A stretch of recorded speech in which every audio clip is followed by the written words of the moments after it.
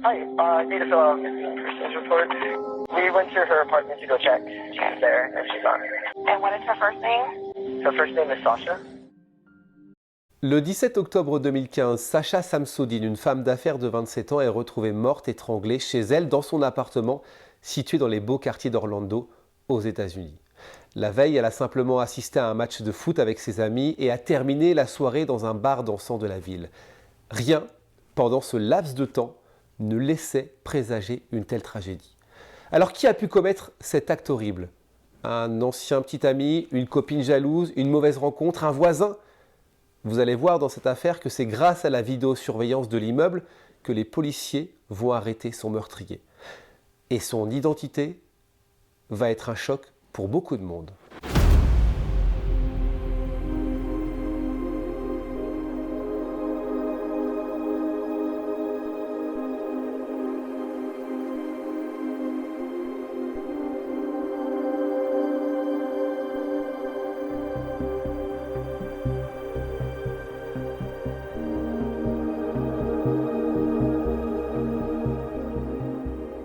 Hello, hello, je suis ravi de vous retrouver, soyez les bienvenus. J'accueille évidemment tous les nouveaux abonnés, ceux qui m'ont rejoint il y a quelques jours maintenant. Merci d'être de plus en plus nombreux, je le dis à chaque vidéo, mais franchement, ça fait très plaisir. Ceux qui sont là depuis le début, merci de continuer également à me suivre. Et je vais faire une petite parenthèse.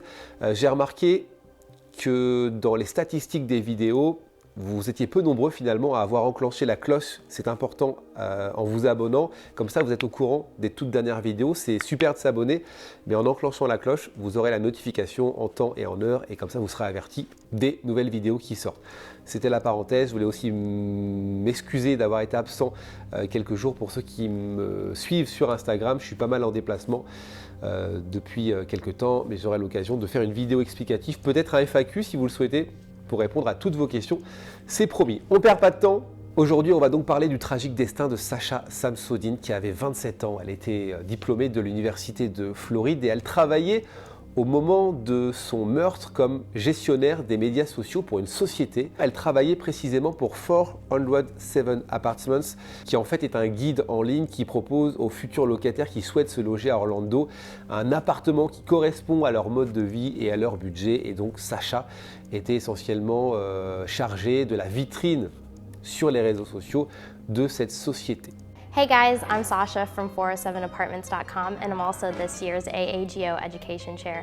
Comme vous pouvez le voir sur les images, c'était une très jolie fille. Elle était souriante et tous ceux qui la connaissaient, c'est-à-dire ses amis, ses proches, sa famille, la décrivaient comme dynamique, pleine de vie, sociable, très fun. Elle était toujours de bonne humeur et investie, ça c'est important, dans son travail.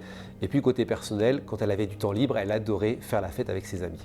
Sasha venait récemment d'emménager dans un très bel appartement dans les quartiers chics d'Orlando, au 911 North Orange Avenue. Et elle était très excitée par cette nouvelle aventure, par ce nouveau départ, tout simplement parce qu'elle venait de se séparer de son copain avec qui elle était restée quelques années. Et donc ce nouvel emménagement va lui permettre tout simplement de repartir du bon pied, de redémarrer quelque chose de nouveau. Le 16 octobre 2015, c'est la dernière journée de championnat pour le club de foot de la ville, le club d'Orlando, qui évolue en Major League Soccer. Et en tant que supportrice de son club, en tant que fan de foot, eh bien Sasha décide avec ses amis de se rendre au match. La rencontre va bien se passer puisque l'équipe va gagner et donc tout le monde va aller fêter la victoire en quelque sorte dans un bar dansant de la ville, précisément le Attic Night Club qui est situé au 68 East Pine Street. Et à environ minuit et demi, alors que la soirée s'est très bien passée, Sasha décide de quitter la soirée pour se rendre peut-être à une autre soirée, en tout cas retrouver un autre groupe d'amis. Elle a d'autres plans de prévus et elle va le dire à Anthony, son meilleur ami. Ça leur arrive très souvent, ils se séparent durant les soirées. Elle lui dit « Écoute, je vais repasser par chez moi et on se retrouvera peut-être au fur et à mesure de la nuit dans un autre lieu, à un autre endroit. » Voilà, c'est courant chez eux, ils ont l'habitude de faire ça et de toute façon, le lendemain, à 8 h, ils ont prévu de se retrouver pour un petit déjeuner.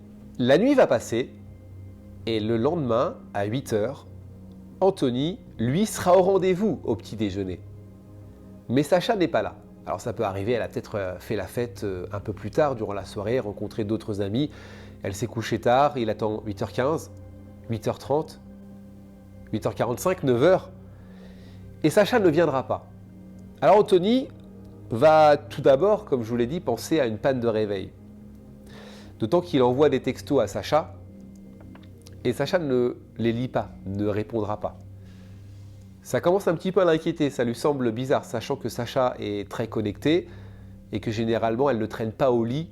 Elle a l'habitude, même si elle fait la fête la veille, de se lever, d'assumer sa journée et d'être présente sur les réseaux sociaux. Et c'est aussi ça qui est inquiétant, c'est-à-dire que Sacha n'a absolument rien posté sur ses réseaux sociaux depuis hier soir. Anthony est inquiet, alors il décide de se rendre à l'appartement de Sacha. Il demande à 2 de ses amis de venir avec lui et ils arrivent devant l'appartement de Sacha. Et en arrivant sur place, ils vont immédiatement repérer la voiture de Sacha qui est garée sur le parking. Et dans la voiture, derrière, ils vont apercevoir ce cadeau qu'elle a acheté la veille pour cette baby shower où elle est attendue d'ailleurs dans la journée. Ils vont ensuite monter jusqu'à son appartement, ils vont toquer. Personne ne va répondre, ils vont continuer pendant plusieurs minutes et puis ils vont essayer de l'appeler aussi pour voir si le téléphone sonne ou vibre dans son appartement. Toujours aucune réponse, ça commence à inquiéter Anthony. Alors avant d'appeler la police, le 911, Anthony va faire le tour des hôpitaux. Il va appeler les hôpitaux de la ville pour savoir si Sacha a été admise dans la nuit. Il va aussi appeler les prisons. Rien n'a signalé de ce côté-là. Le dernier recours, c'est le 911. Anthony appelle la police et il signale que Sacha a disparu. Hi, I need to fill out a missing persons report. We went to her apartment to go check. She's there, and she's on. And what is her first name? Her first name is Sasha. La police va mettre un petit peu de temps à arriver puisqu'elle arrivera aux alentours de 20h. Ils vont être obligés tout simplement de défoncer la porte de l'appartement de Sacha parce qu'il n'y a toujours aucune réponse. En entrant dans l'appartement, les policiers vont faire le tour de celui-ci. Et ils vont tout d'abord trouver des pièces rangées. Aucun signe de cambriolage, aucun signe de lutte. Jusqu'à ce qu'un agent de police rentre dans la chambre de Sacha. La porte est légèrement entrouverte. Il va l'ouvrir et il va apercevoir sur le lit de Sacha un bras et des cheveux qui sortent de la couette. Alors l'agent de police va avancer, il va soulever délicatement la couette et il va découvrir l'horreur. Le corps de Sacha, sans vie. Sacha a été, semble-t-il, tué, étranglé, c'est ce qu'on remarque de par les traces que l'on trouve sur son cou, des traces de strangulation. Et ses bras, eux aussi, présentaient de sérieuses blessures, comme si elle s'était débattue. Elle avait de vraies marques, comme si on l'avait plaquée sur le lit. Son collier à lui était arraché. Sa chemise et son soutien-gorge ont été déchirés. Clairement, vous l'avez compris, on a affaire là à un meurtre. On va figer la scène. On va demander à toutes les personnes qui n'ont rien à faire ici de sortir. Et on va appeler la police scientifique qui va rapidement arriver sur place et va commencer à inspecter la pièce et l'appartement de Sacha. Et c'est à ce moment-là qu'on va trouver de plus en plus d'indices. Tout d'abord, un emballage de préservatifs se trouve près du lit. La cuvette des toilettes est-elle restée levée? Des empreintes de doigts sur le couvercle du siège des toilettes et une empreinte de chaussure près du lit de Sacha sont également trouvées.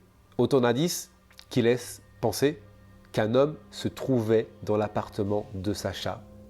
Peut-être qu'un homme a passé la nuit avec elle, peut-être qu'un homme est resté quelques heures, ou peut-être qu'un homme s'est introduit chez elle. Autant de questions que la police doit résoudre. Et il y a un truc en plus qui intrigue les policiers et la police scientifique. Ça sent, depuis qu'ils sont rentrés dans l'appartement, ça sent très fort le matériel de nettoyage.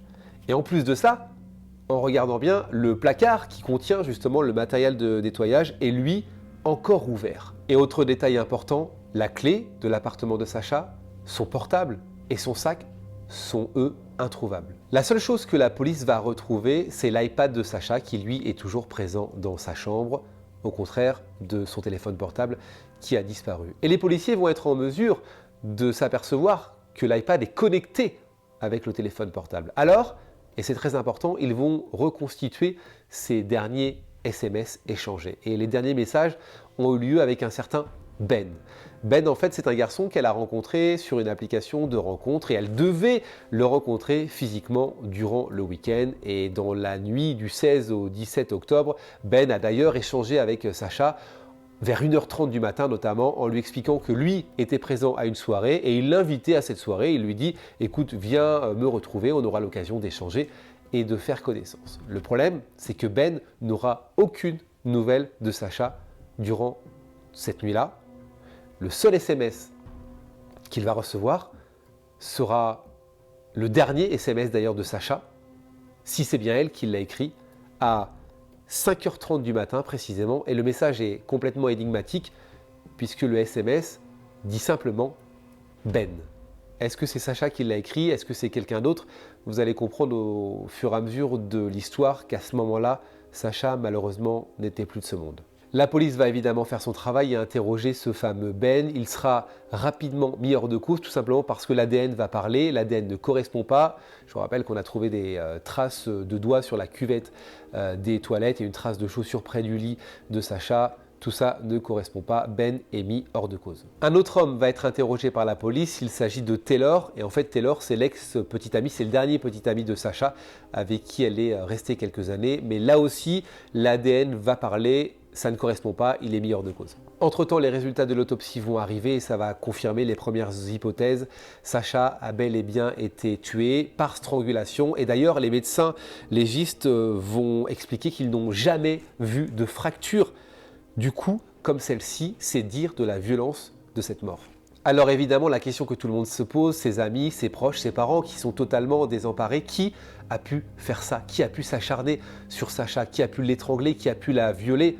La police va lancer un appel à témoins pour demander si quelqu'un peut-être l'a croisée cette nuit-là quand elle est rentrée de soirée aux alentours de minuit et demi dans la rue et même dans l'appartement. Et les policiers vont s'appuyer sur la vidéosurveillance de la ville et la vidéosurveillance surtout de l'appartement, de l'immeuble, puisqu'il y a 15 caméras à tous les étages, dans les couloirs, près de chaque sortie, et ça va être très utile.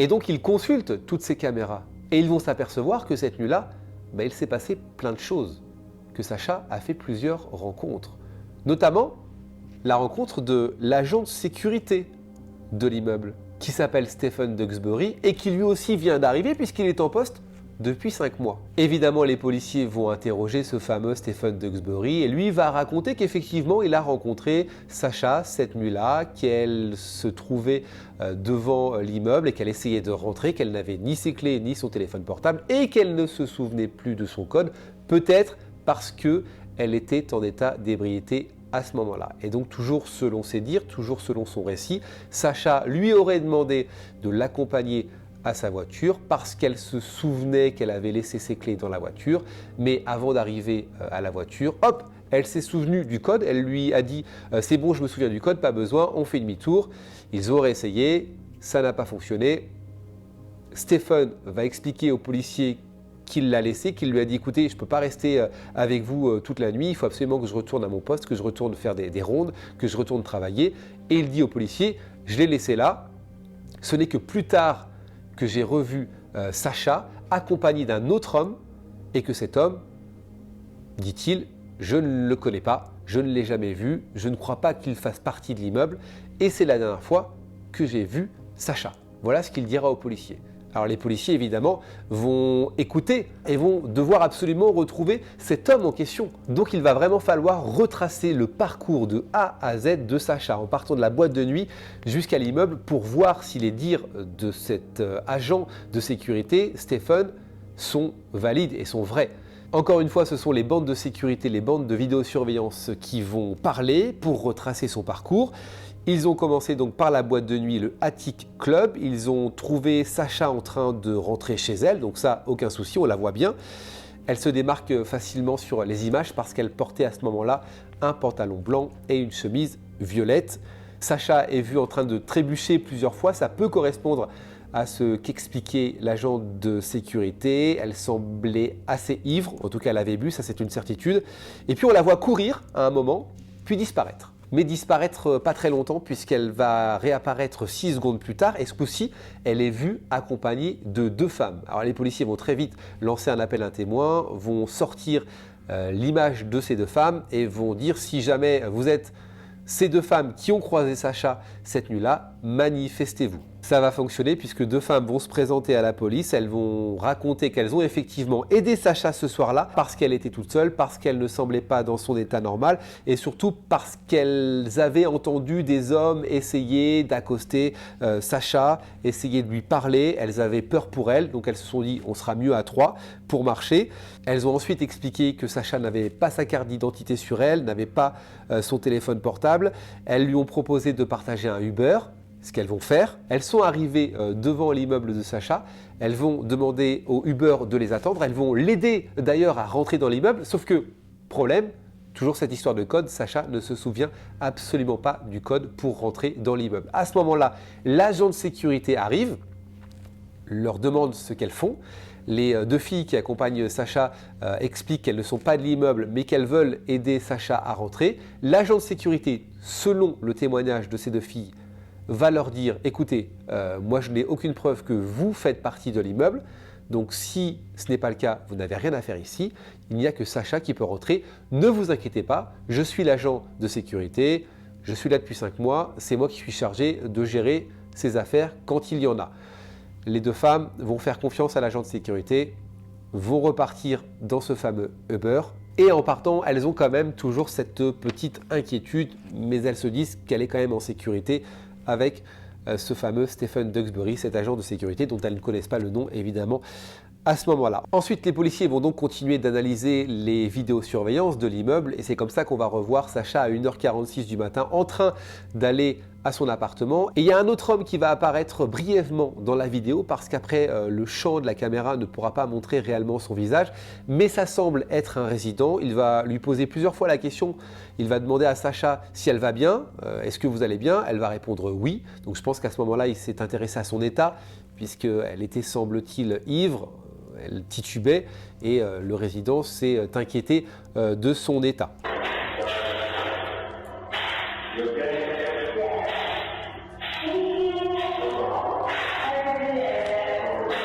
Elle va ensuite monter les escaliers et ne va réapparaître que 20 minutes plus tard, à 2h06 du matin précisément. Là, on la voit courir dans les escaliers, ça fait beaucoup de bruit sur la vidéosurveillance, on peut se poser la question pourquoi elle court, et derrière, à quelques secondes de Sacha, Stephen Duxbury, l'agent de sécurité, la suit. Ça peut correspondre à ce qu'il a raconté aux policiers, ce fameux moment où il a suivi Sacha jusqu'au parking pour voir si les clés ne s'y trouvaient pas. Il avait donné un horaire aux alentours de 2h20, 2h25 et sur la vidéosurveillance, effectivement, il est 2h25. D'autant plus qu'on les voit revenir quelques minutes plus tard, à nouveau dans l'immeuble. Ça peut aussi correspondre au moment où Sacha s'est souvenu de son code pour rentrer dans l'appartement. Et à partir de ce moment-là, à partir de cette heure-là, plus personne ne reverra Sacha. Ça veut dire qu'on se dit qu'elle est rentrée dans son appartement. Il n'y a pas de caméra qui la montre rentrer dans son appartement, pas de caméra qui a vu sur sa porte. Mais c'est le moment, c'est ce que conclut l'enquête, c'est le moment où Sacha rentre chez elle. Mais les policiers ont beau analyser toutes les images, toutes les caméras sur tous les étages, analyser tous les allées et venues, ils ne voient personne d'autre rentrer dans l'immeuble et dans les appartements entre 2h30 du matin et 6h30. Alors forcément, les soupçons vont s'orienter vers cet agent de sécurité, Stephen Duxbury. D'autant plus qu'il est filmé à 6h35 le matin au 2e sous-sol, là où est garée sa voiture personnelle. Et son attitude est pour le moins très étrange. Il est en train de porter 2 sacs blancs avec des poignets rouges. Il va revenir 2 minutes plus tard, il est filmé à 6h38 du matin.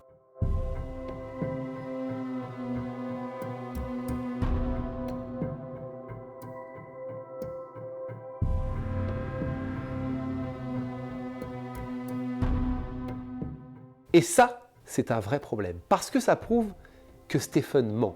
Parce que lorsqu'il a été interrogé, il a expliqué qu'il a quitté le travail cette nuit-là, ce matin-là plutôt, à 6h du matin. Mais les caméras des appartements l'ont filmé à 6h38, en présence de ces 2 sacs blancs, poignets rouges. Étrangement, les mêmes sacs à ordures qui ont été trouvés dans l'appartement de Sacha. Alors lui, il va dire, mais c'est normal, ça fait aussi partie de mon métier d'aider les résidents à sortir leurs poubelles. Mais les policiers se sont renseignés sur son contrat de travail et sur ses missions. Et dans la description de ses missions, justement, il est explicitement écrit qu'il doit faire attention que les ordures soient bien dans les poubelles habituelles, mais en aucun cas de descendre les ordures des résidents dans les poubelles. Alors les policiers vont passer Stephen au détecteur de mensonges et au moment où les enquêteurs vont lui demander s'il était présent dans l'appartement de Sacha au moment où elle a été tuée, Stephen va dire « Non, ce n'est pas moi, je ne l'ai pas étranglée ». Et c'est ça qui va mettre encore plus la puce à l'oreille aux enquêteurs parce que personne, hormis la police scientifique et la police qui enquête sur ce meurtre, ne savait que Sacha avait été étranglé. Ça n'était en aucun cas sorti dans la presse. En plus de ça, il y a plein d'éléments qui vont venir alourdir la culpabilité de Stephen Duxbury. On va retrouver chez lui les chaussures dont les semelles correspondent à celles trouvées dans l'appartement de Sacha. Et puis, les policiers vont aussi analyser une photo qu'ils ont prise de Stephen quelques heures après la mort de Sacha, quand ils ont dû élaborer différents témoins. Ils se sont aperçus que sur ses bras, il y avait des traces rouges, peut-être des traces faites par Sacha au moment où elle voulait se débattre. En plus de ça, les enquêteurs vont analyser le téléphone portable de Stephen et vont s'apercevoir que dans son historique, il a cherché quelques minutes après, semble-t-il, avoir tué Sacha, comment effacer des empreintes digitales sur des serrures et sur des poignées de porte. Le film de la soirée est donc très clair. Il tombe ce soir-là, cette nuit-là, nez à nez avec Sacha. Il voit qu'elle est en état d'ébriété. Il veut peut-être tout d'abord l'aider, et puis il la suit, et puis il profite peut-être du fait qu'elle soit faible. À ce moment-là, il va rentrer de force dans son appartement, il va l'étrangler, la violer, et puis ensuite, il va essayer tout simplement de tout faire disparaître. Stephen Duxbury a donc été arrêté pour meurtre au premier degré, tentative de violence sexuelle avec force physique et cambriolage d'une habitation avec voies de fait et coups et blessures. Lors du procès, les avocats de Stephen vont tout faire pour démontrer son innocence en expliquant que le meurtre est l'œuvre d'une autre personne. Ils vont mettre en avant le fait que Stephen et Sacha, cette nuit-là, ont eu une relation sexuelle consentie et que Sacha a été tué ensuite par une autre personne, par un autre homme. Pour le procureur, cette version n'a pas de sens, ne tient pas. Voici ce qu'il dira, le corps ne ment pas, la scène de crime ne ment pas non plus. Stephen Duxbury va être condamné à 2 peines d'emprisonnement à perpétuité pour meurtre et viol au premier degré et à 15 ans de plus pour cambriolage. Les parents de cette belle Sacha, on le comprend, ont été totalement désemparés par l'affaire. Ils étaient complètement éteints pendant le procès, en pleurs à chaque témoignage, mais ils ont eu un sentiment de tristesse aussi envers la maman de Stephen Duxbury, qui elle aussi a témoigné durant le procès et qui était totalement désemparée, totalement dévastée. Elle ne pensait pas, elle n'imaginait pas son fils capable de commettre un crime d'une telle violence, d'une telle barbarie. Quelques jours plus tard, les parents de Sacha ont aussi porté plainte contre la société de sécurité qui avait embauché Stephen Duxbury et ont porté plainte aussi contre ce fameux système de code pour rentrer dans l'immeuble et pour rentrer dans les appartements pour eux. Et ça fait aussi tout l'enjeu du procès et de la plainte. S'il n'y avait pas eu ce code, Sacha serait peut-être rentrée vivante et rentrée plus rapidement dans l'immeuble.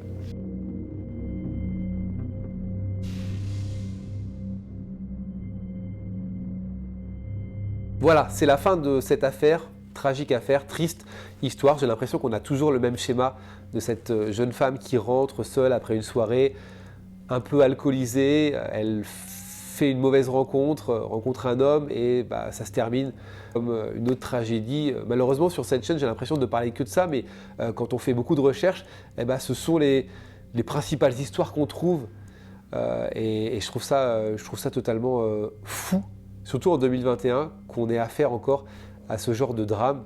Surtout que là, elle rencontre un agent de sécurité, c'est l'agent de l'immeuble, c'est lui qui représente la sécurité.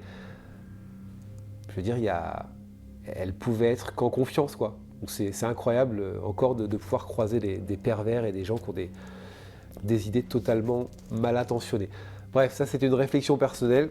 Prenez soin de vous, c'est important. Et je sais qu'il y a beaucoup de femmes qui regardent cette chaîne. Si vous avez l'habitude de sortir, voilà, faites attention. Évidemment, ça n'arrive pas à tous les coins de rue, mais malheureusement, ça arrive. Encore une fois, en 2021, ça continue d'arriver. Prenez vos précautions, essayez de rentrer en groupe avec vos amis. Essayez de ne pas trop boire. Voilà, vous faites ce que vous voulez, mais essayez d'avoir la conscience lucide. Et surtout, voilà, essayez d'être en sécurité, c'est le plus important. Entourez-vous. Prenez soin de vous, c'est important. Merci de vous connecter en tout cas à ma chaîne, d'être abonné.